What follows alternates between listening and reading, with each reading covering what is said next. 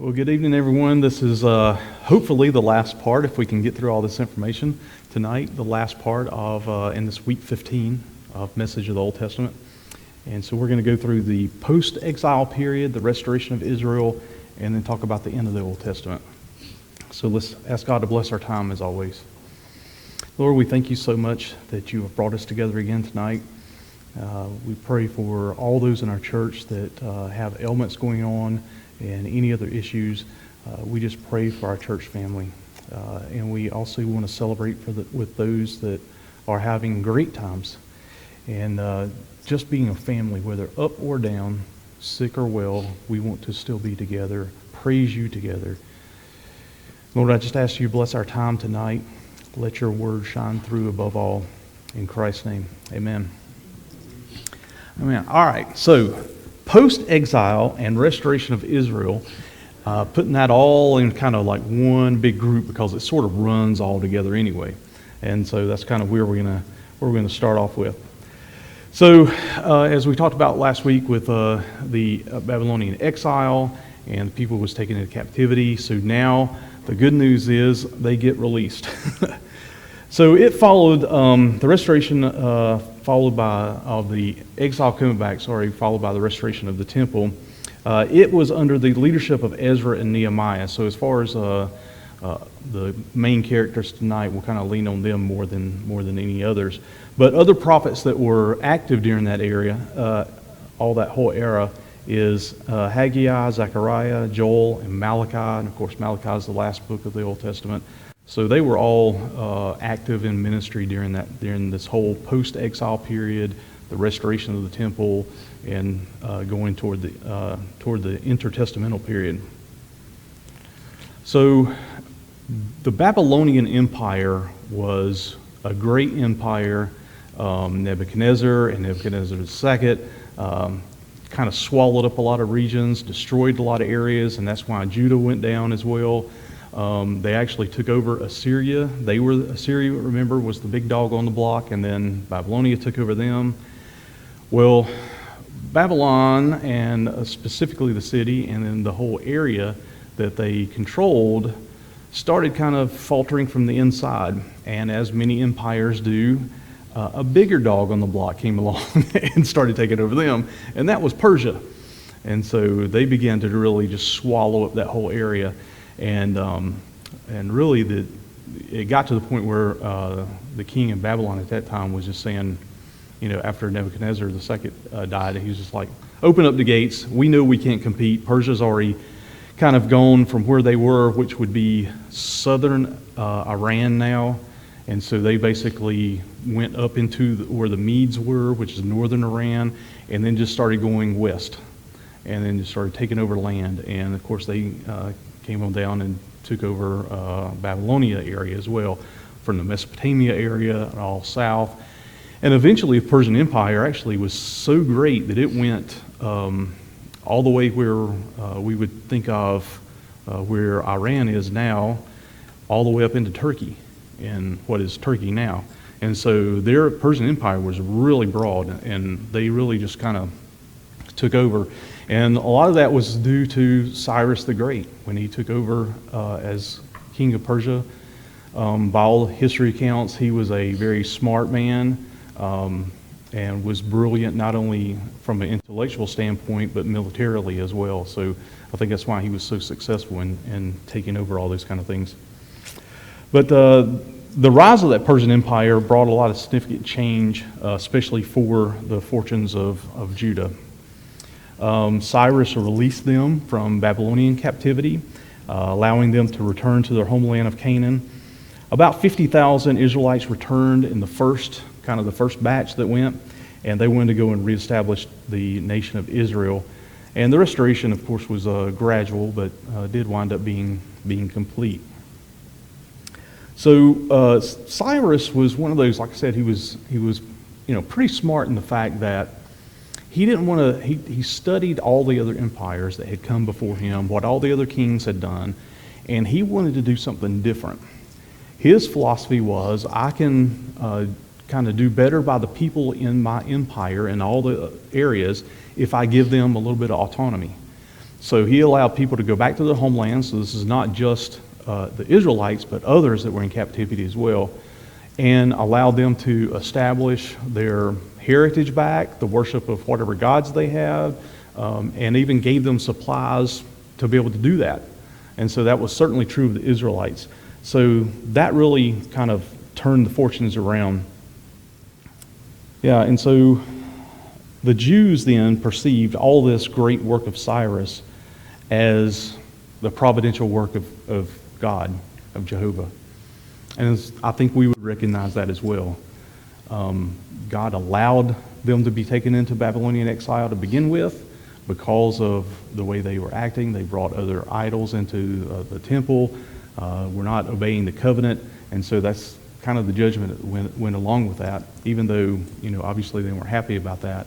And of course, just as it was prophesied, the exile lasted right around 70 years before they were able to be released from the exile period. And so that really kind of turned their fortunes around, and that's kind of, it kind of brought the hope back into the nation, and they started to go back and made that long trek back. And Cyrus, again, like I said, gave people the supplies to be able to do that. And when they even got back to Israel, gave them the supplies to try to help get that started. Some of the other things that were given back was a lot of the all of the things that were in the temple, like the altars and the different kind of gold pieces and everything that was kind of looted from the temple that was still available in Babylon. Cyrus was able to get them that back as well. So they were able to take that back to the land of Canaan and kind of help with that. And so it was the prophet Jeremiah that kind of revealed that the exile would be about 70 years, and that's pretty much what it was. And now that was completed, like I said, it was about 50,000 of the Israelites that went back. So the events of all that just kind of created more of an atmosphere of expectation, a better atmosphere of hope, because the priests and the prophets had continued to teach the covenant, continued to teach the history. And remember, we talked about how they found Josiah all the way back, found what we think became the book of Deuteronomy at the time. They began to write, scribes began to write more, they began to collect the books, they began to collect writings, and so which eventually started becoming into the canon of the Bible. And so all that was sort of that building hope, and then when they got released from exile, then that kind of enthusiasm just kind of bubbled over, and there was just that zealousness that kind of took over the people that wanted to return to the homeland. So as soon as they got back, the zealousness or the happiness was sort of turned to sadness to a degree, because a lot of those taken into exile did not know what happened to the temple and into Jerusalem. They probably heard about that from others that came behind them into exile, but when they got there, they found out that Jerusalem was pretty much demolished. Not only just the temple, but the city as a whole. So they're just in rubble. And so I think that kind of tamped down some of the excitement of getting back to the homeland, realizing that they're going to have to put some work in to get things back. So the importance of the temple building project kind of dominated the efforts of the people, even before their own personal kind of housing and things, because they were probably staying in shelters in order to help build the city back up, and especially in the temple. So after about 2 years of work, after being back, the temple site had been prepared for construction of the foundation of the temple again. And that's pretty amazing when you consider that they don't have modern day equipment to move stone like they would probably have, that the temple was made of before. But to be able to, in 2 years' time, basically by the sweat of their brow and the tools that they made at the time and used at the time, to clear off, to be able to get a foundation and be ready for construction was pretty amazing. And I think it speaks to the unity of the people who went back and how they were kind of joining together as a community and using that excitement about being out of captivity, being back in the homeland, and working together to get the foundation for the temple complete. But as usual, the course for the people of Israel, just when everything was going great, guess what? It started not going great. The temple reconstruction was halted for about 14 years because of the opposition of the people who stayed behind. And we know them as the Samaritans. The Samaritans were part Jewish in their lineage. They wanted to join in and help build the temple, but the exiled people who came back didn't want them to join in. And so there was kind of this, back and forth, and the argument was going on, this big conflict about rebuilding the temple, so it just basically put a halt on it for years to come.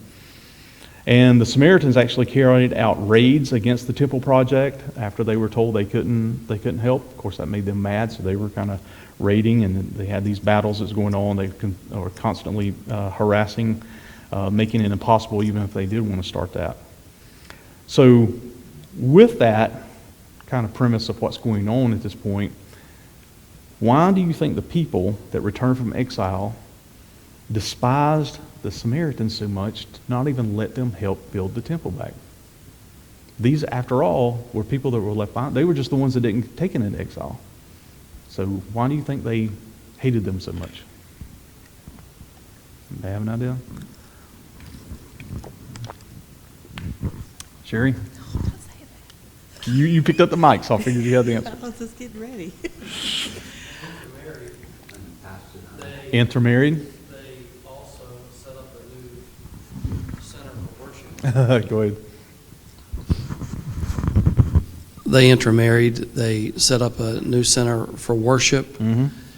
And for Jewish people, the temple was, that is the most holy place.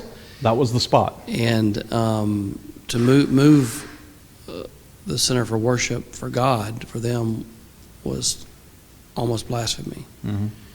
Because remember, when the Northern Kingdom was still standing, that was one of the places where they would put temples. And so, all that was going on. And the intermarriage, that was one of the biggest issues, came from when Assyria took over the Northern Kingdom, and then when Babylonia took over the Assyrian people, both of them started colonizing the areas. So all of the thousands of people they pulled out in exile, they replaced with their own people. And so that's where the intermarriage came in, from not being purely Jewish. And but if you've got people from Assyria first and then from Babylonia area that came in and started settling in the area, then there's obviously going to be that settlement that goes on. The intermarriage starts going on. The whole way of life, yeah, their places that they lived had changed, the whole culture. So now you have a situation where, in a sense, I would imagine they'd be jealous that they were the ones that were suffering while these guys were left behind to take over and basically run the place the way they wanted. And being influenced, people left behind being influenced by the ones who came in after that. But what happened a lot also is the people who came in from Assyria and Babylonia that were kind of settled in the area as well, they took on the worship of Yahweh also. So it was kind of both that was happening. So was it kind of a good thing or a bad thing that what they consider to be pure Jewish, people coming back from out of exile, was that a good stance? Should they have felt that way? Go ahead, Sherry. What do you think? Well, I think according to Jewish law, it would be, right? Mm-hmm. Yeah. So, they kind of had that foot to stand on. But the battle that started here lasted for years and years and years. All the way up to, you remember the story of the Good Samaritan? That's where that kind of, the meaning behind that story that Jesus was trying to tell, was that there was this battle that started all these years prior, and the importance of the fact that you had two people who were purely Jewish who went by the victim of the robbery and that was beaten on the side of the road, but it was a Samaritan who stopped and helped him. So it was, again, going to the heart, somebody's heart, and how you deal with other people. And that's the point that Jesus was trying to make, was that, that's what makes it so poignant, is the problem that has gone on through the entire Old Testament. All of these stories of ups and downs of the people trying to follow certain rules, trying to do things, changing things from a social standpoint, a cultural standpoint, a political standpoint. It still came down to the matter of the heart, and that's why they continued to let idols come in. Apostasy ran wild, and that roller coaster that we've talked about in previous weeks of happening. And so this goes back in what Jesus was trying to point out, this battle between the Jews and the Samaritans that had been going on all these years was just that. It was cultural. It was political. It was, what we would consider race relations today. And he was trying to get to the point of, you know what? It comes down to your heart. Do you have a heart to love other people? And that's what he was trying to teach. And to think that it started all the way back, and at this point, where the first battle between the Jewish people and the Samaritans started taking place. So I thought that was very interesting in the way that it just kind of continues to carry on. And I think we still see that today, right? I mean, it may not be Jews and Samaritans, but it may be, white and black. It could be different cultures, whether it's, American or anybody else, the other people from other nations come in. Like I said, it's race relations of all different kinds, not just race, but creeds and religions, and it could be even political stances. We still see that.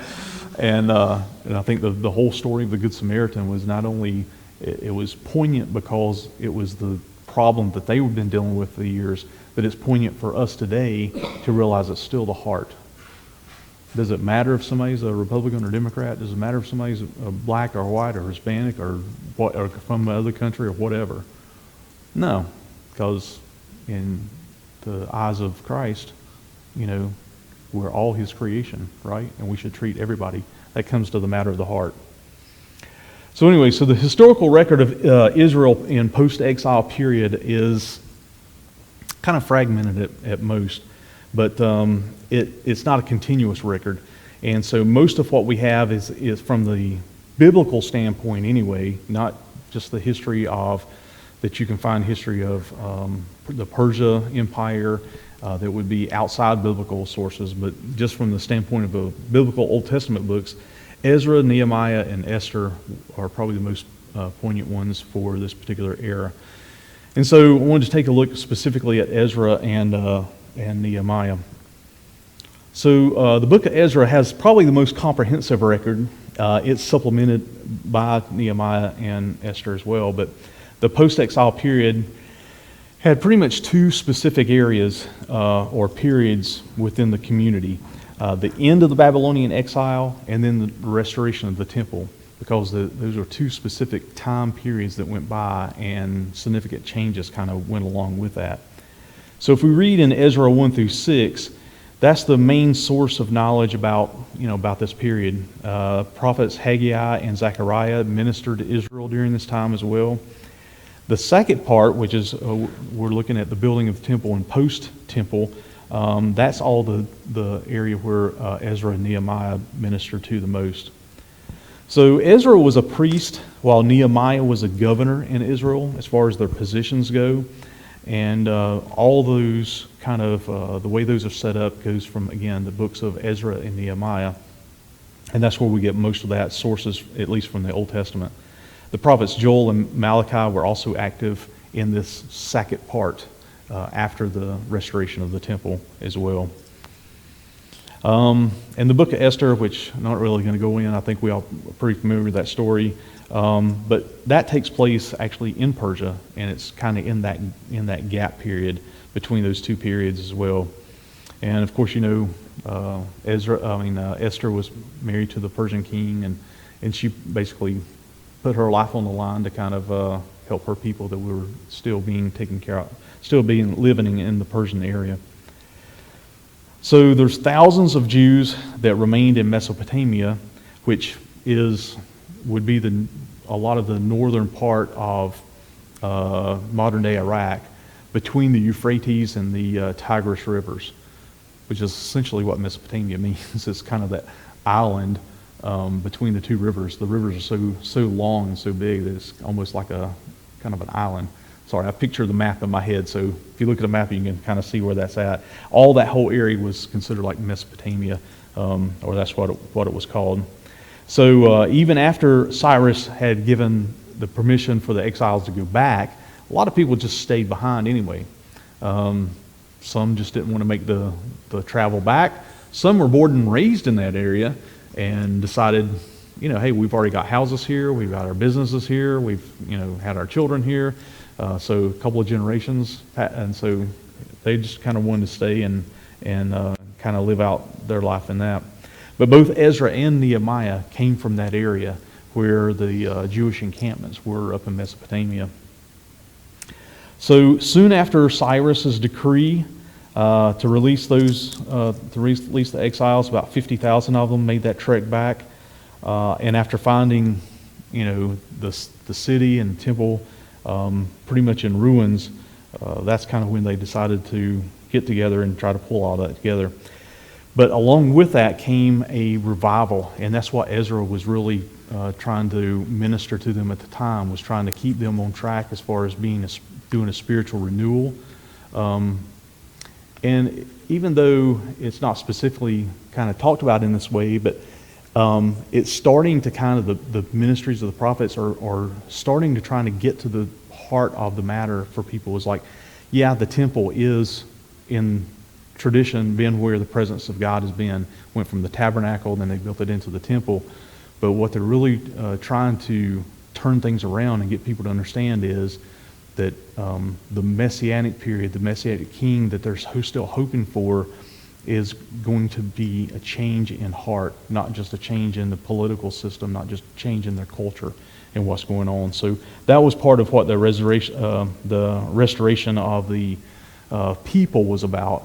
At the same time, kind of the resurrection of the temple was going on. So as I said, they were able to bring all the sacred vessels back and put those in the temple that was taken by Nebuchadnezzar at first. Cyrus also furnished them a lot of building materials. So after they got that cleared out, so he furnished a lot of the materials and the funds for that. And Cyrus appointed Zerubbabel, who, by the way, is the grandson of Jehoiakim, who was the son of Jehoiakim. You have to say those slowly to get the pronunciations out. And so remember, Jehoiakim was the one who was kind of freed by the Babylonian king and said, hey, come and eat at my table. And he was from the line of David. So there's still this kind of line that's going on from the line of David that is still being, kind of put in charge over the nation of Israel at this point as well. So Zerubbabel, the grandson of Jehoiakim, and still in the line of David. And so even though he wasn't king, he was considered to be a governor. Because Israel at this point, even though Cyrus has freed them and given them all their sacred vessels back and all the stuff back to kind of build the temple, money and supplies to do all this, they were still a vassal state of Persia. So they're still kind of under the territory. It wasn't that they were their own nation anymore. So soon after the rebuilding effort was revived, that's when God raised up the prophet Haggai. And he was the first one in that particular period that started challenging the community to complete the temple, in a quick way. And of course, he was supported by Zerubbabel and as his leadership. And it reached completion about 4 or 5 years later after that. And then they were able to, the first thing they were to celebrate was the Feast of the Passover. So even after that 14-year of kind of battle period, and it still took another 4 to 5 years to get completed, but at least they got it done. They dedicated the temple to the Lord. They had many sacrifices. They rejoiced once more that they had their place of worship where the presence of God was. And the priests and Levites started organizing services again, started having worship there with song, activities within the temple that they have done in the past. And again, just kind of celebrating that the goodness of God, that He brought them back out of captivity and was able to reestablish the temple again. And so the activities were started. So again, things are kind of looking up again, right? It's going well. So Ezra and Nehemiah were both originally kind of one story when it was written, and then later it was broken up into two different books.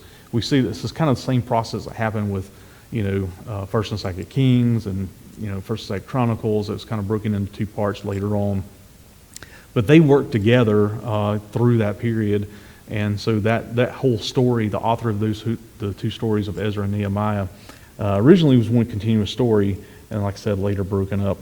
But those were the two most instrumental men during this period because of how influential they were with the people. Ezra's ancestors were among the Jewish exiles that did not return to Canaan when they were first allowed to go. He was born and raised in Mesopotamia, again, that upper area when Babylonia Empire was in place. That would be the north part of Babylonia between the Tigris and the Euphrates River. So that's where he was born and raised. He was a Levitical priest, and he was trained by the other priests at the time that was in that Jewish settlement in the way of the law. So that's kind of how he got his training. As an adult, though, he decided he wanted to return to Canaan. His desire was to minister to the people and start preaching the covenant to all of God's ordinance back to Israel again and try to help reestablish the temple in that way. So he brought about 1,800 people with him back to Israel, most of which he recruited a lot of priests and Levites to go with him in order to help teach the people and kind of restore the glory to the temple again. Oddly enough, Ezra had the support of Artaxerxes, the king of Persia at the time, and to make the pilgrimage to Canaan. And he even gave sizable gifts to the temple as well, just like Cyrus before him did.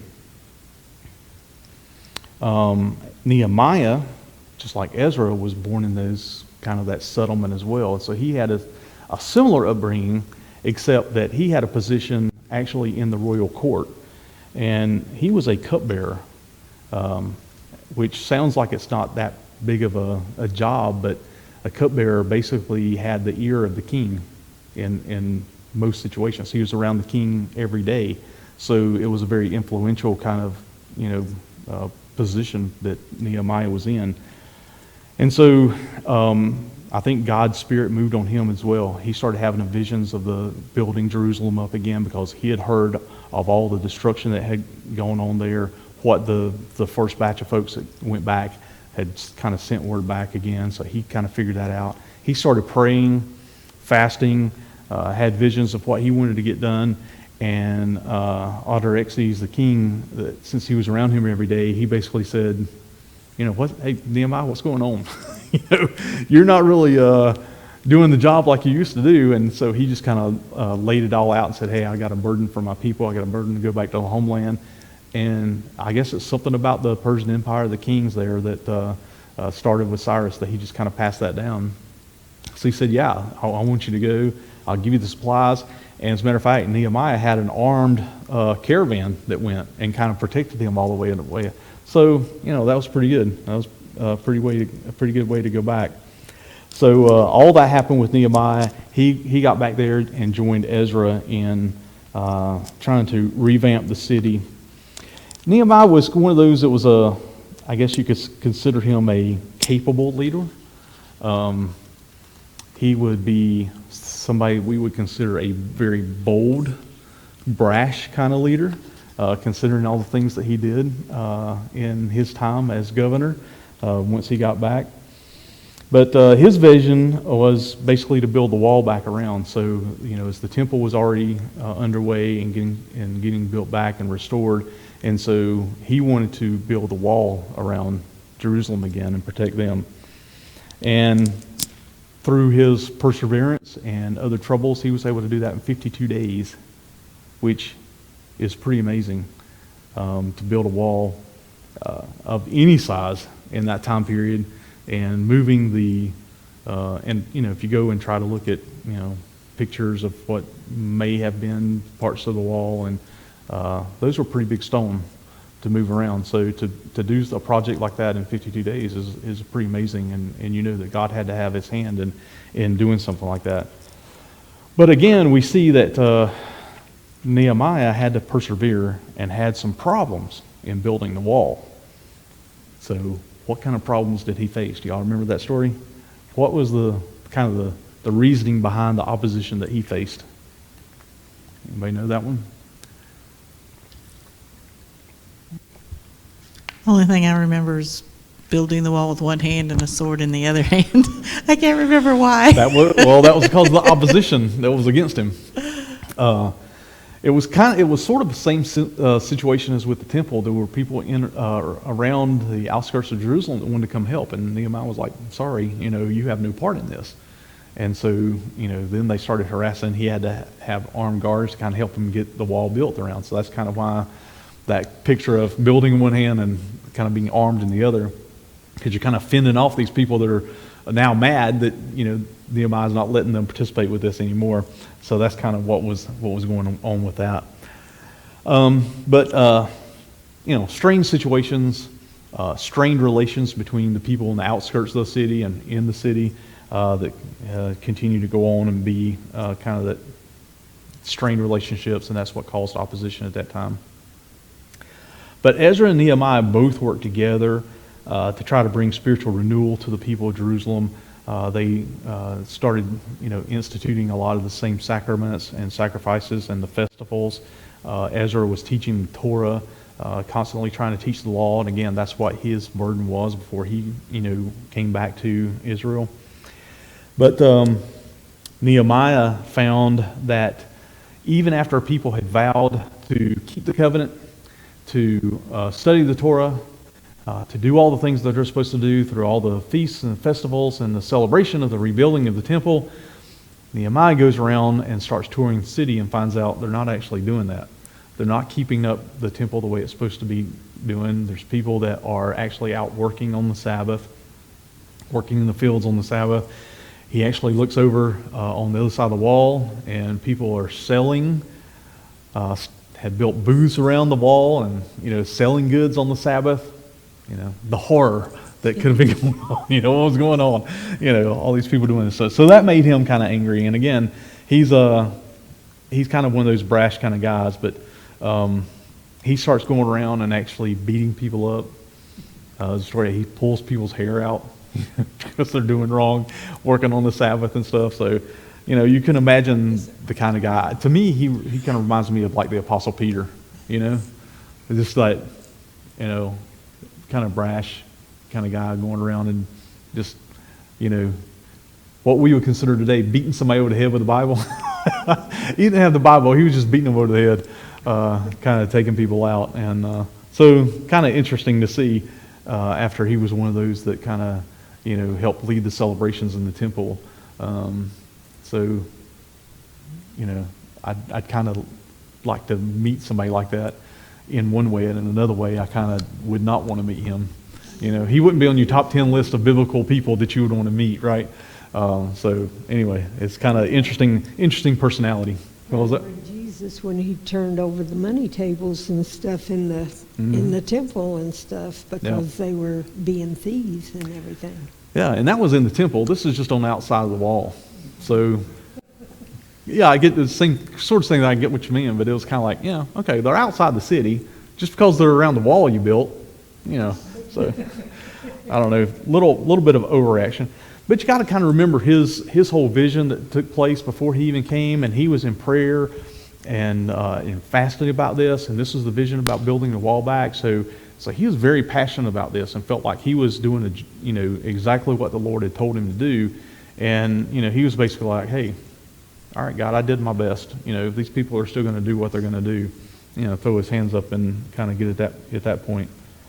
So it just kind of wound up being the same story with the people that we've kind of gone over in all of the areas that we've covered over the previous 14 weeks, that roller coaster of what's going on with people, that try to get the political change, the cultural change, a change in society, a change for them to follow the rules of the Torah, and all the other commands that was going on with that.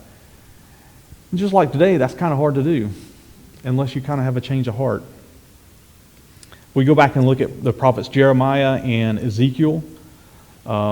They had expressed this kind of thing, exactly what was going on, that they needed something more than just reforms within the nation or as a kingdom or just social reforms as a people. They had to have, a change of heart. And again, you can't have either kings in the past that could do that or leaders that's going to do that. All of that line, the line of David, is pointing toward the Messianic period. And so the books of the prophets are continually teaching about that Messianic king from the line of David. So much so that the prophet of Joel, which is, one of my favorite books, because he talks about, and of course that's always been one of the favorites of Pentecostals as a whole, because talking about the pouring out of God's Spirit at that time. But, Joel was teaching about the day of the Lord. And the people of Israel were hearing him and the other prophets, and they were thinking this is a one-time thing. They're still looking for this day to come. And, when is this going to come? All of a sudden one day we're going to have this thing that happens. And that's not really what he was teaching about when he's talking about the Spirit of the Lord being poured out among the people. They believe, again, it's a one-time event, kind of like a judgment sort of thing. But what it really means is that God's Spirit's going to be available to all. And then the second thing is that we would be able to, through God's Spirit, kind of discern His will and be able to, tell people about that as well, and declare God. And that's kind of what all those prophecies were about, especially from Joel. And even the Apostle Peter, as you may remember, quotes Joel in the 2nd chapter of Acts when he's talking about the outpouring of God's Spirit on the people. So all these events after the temple was put back together and they were to celebrate are still all of those events that happen, the good and the bad, of the festivals going on, everybody worshiping and doing their sacrifices at the temple, all the spiritual reform that was going on. On the backside of that, you still had people that were not living up to the vows. They were not living up to the covenant. They were not doing what they were supposed to be doing. Again, like I said, they were going against what Ezra had taught, and they were working on Sunday. They're going about against what Nehemiah was trying to teach about their vows, selling stuff outside the wall.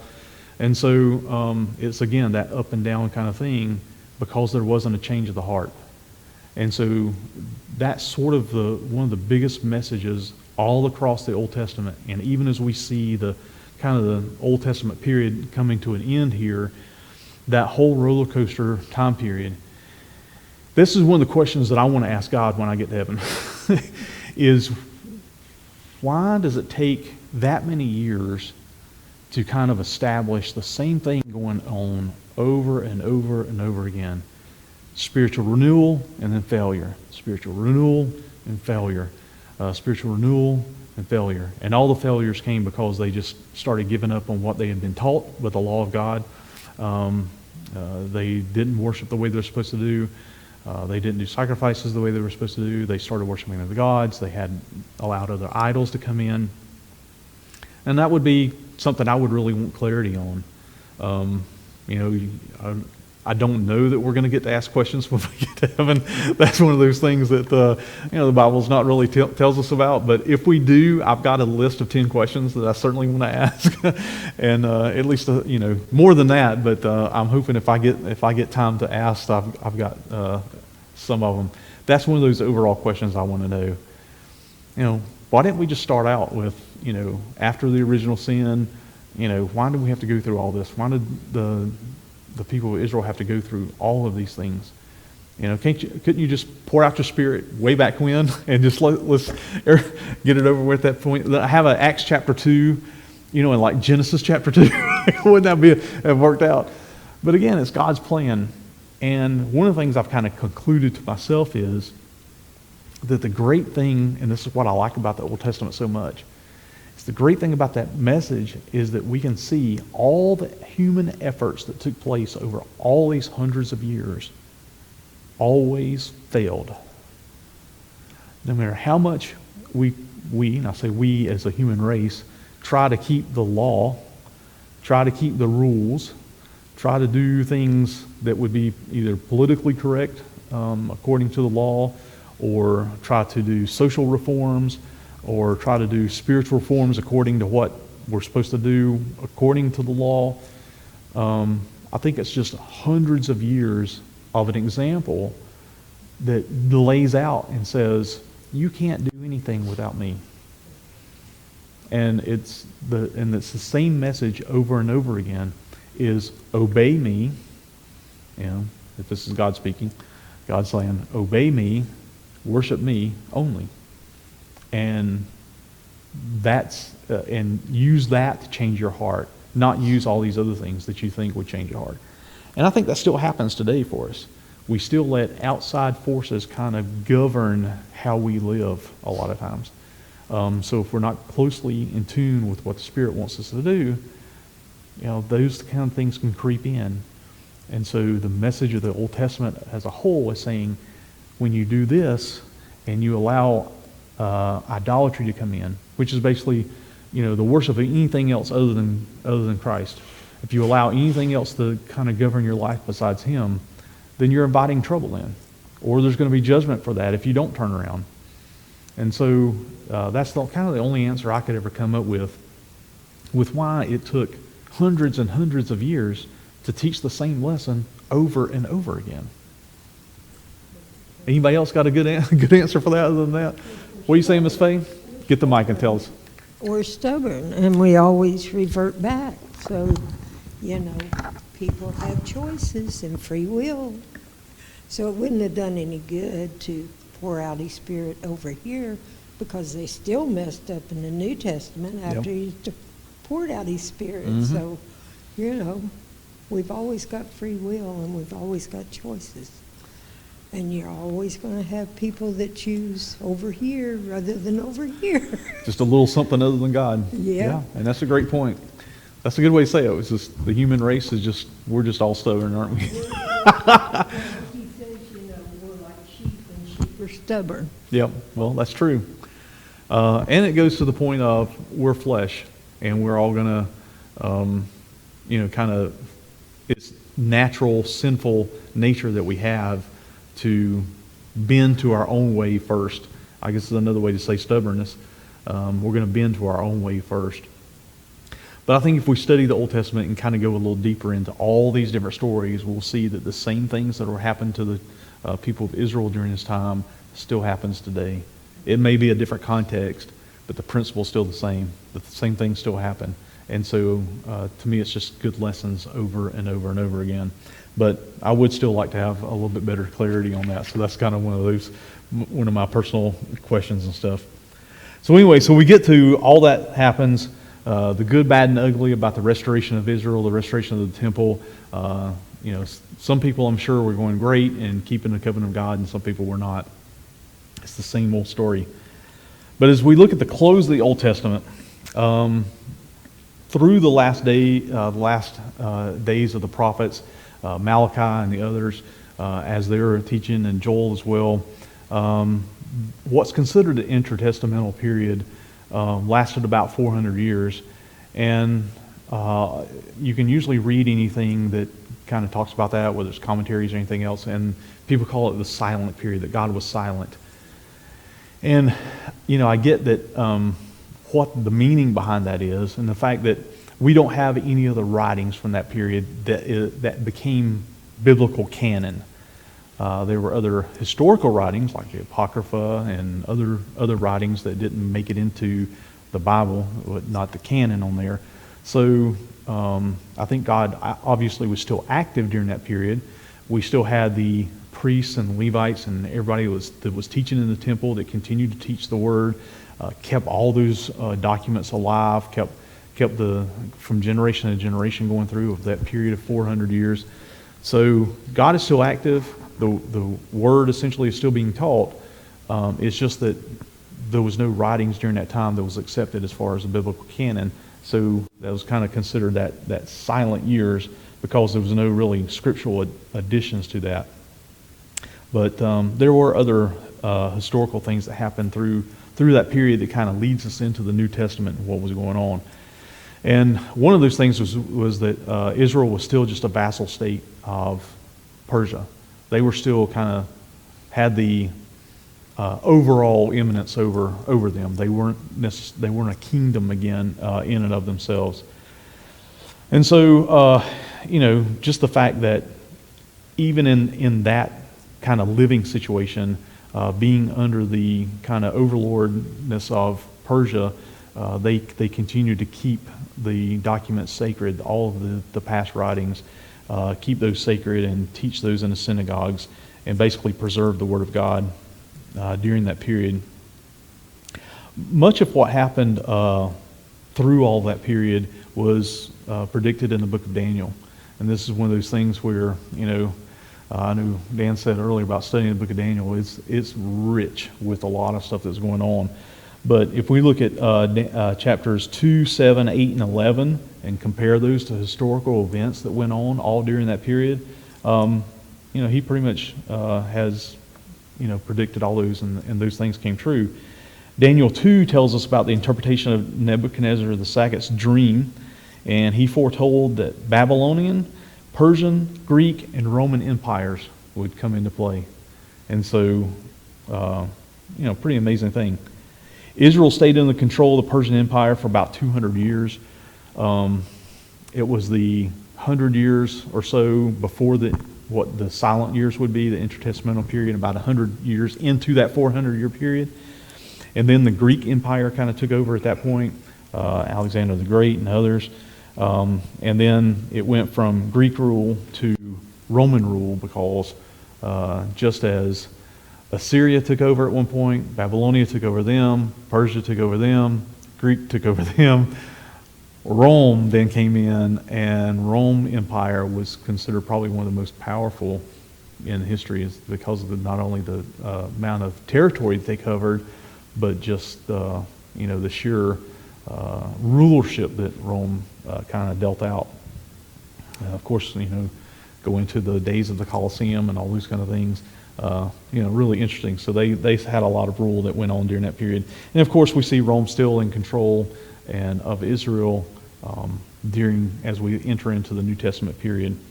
But all through that time, the people of Israel were able to maintain their religious practices, and were allowed to do that through all of those different empires, from the end of Persia through the Greek Empire when Roman come in, and even Rome was like, you know what? You can keep worshiping your God. You can keep all your festivals, do whatever you want to do, as long as you don't start making trouble. And we see how that worked out, right? Because what was the trouble that came along? Anybody know? Yeah, Jesus began to make trouble. So that's kind of what happened during the intertestamental period. I'd still like to kind of, I haven't really ever studied the Maccabees and all the Apocrypha that much. I don't know. I've read some of it and read some of the studies about that. I wouldn't necessarily recommend that.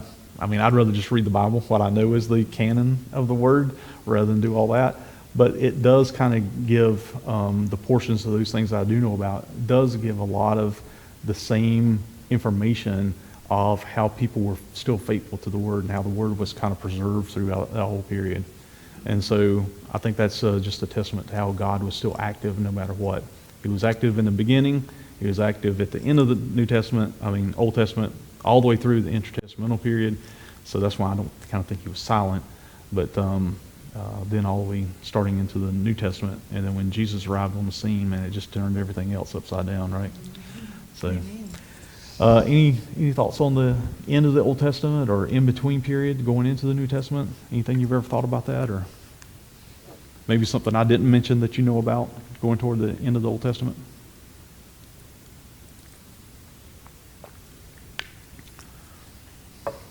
Michael, you look like their hamster wheel is turning at the game.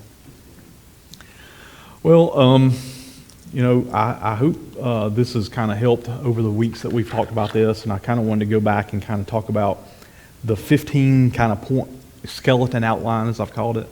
And these 15 points are kind of something that I've looked at in the past, the way I've kind of studied, the way I kind of remember the history. And even though it doesn't give you all the details about it, it's the kind of outline that you can use to kind of put flesh on it. So I'm hoping that over the 15 weeks that we've done this, that when we've talked about creation, the fall, the flood, the Tower of Babel, Israel's origin, Egypt time, Exodus, settlement in Canaan, the Judges period.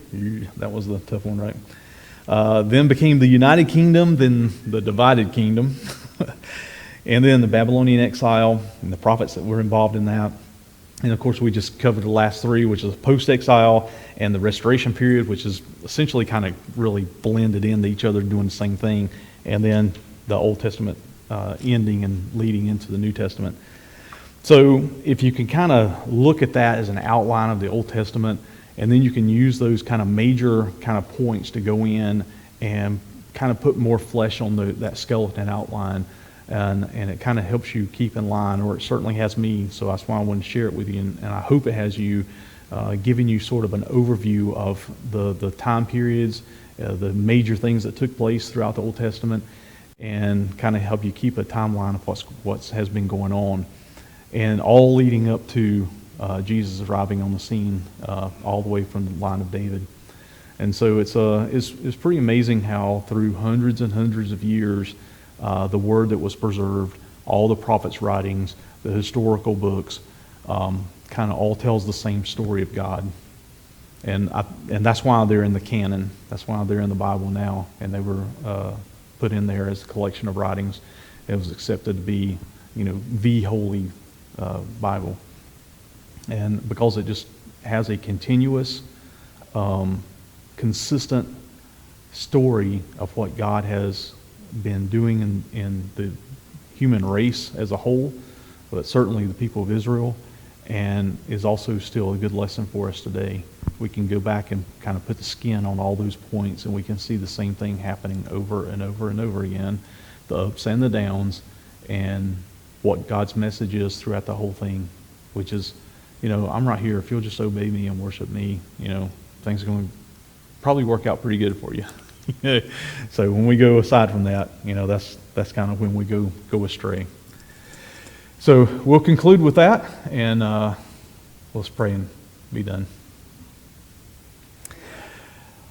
Oh Lord, I thank you so much that you give us so much information in your word. You've preserved it for us. You've given us guidance and direction. You've given us lessons to learn through people who have been good leaders, people who have been bad leaders, and everything in between. And kind of give us a whole picture of you and your character and how you operate and how you work within human history, and how we can still depend on you to work today through us and through our church family and through Christianity as a whole. So Lord, we just thank you for your word, and I praise you for that. In Christ's name, amen. Good night. Thank you.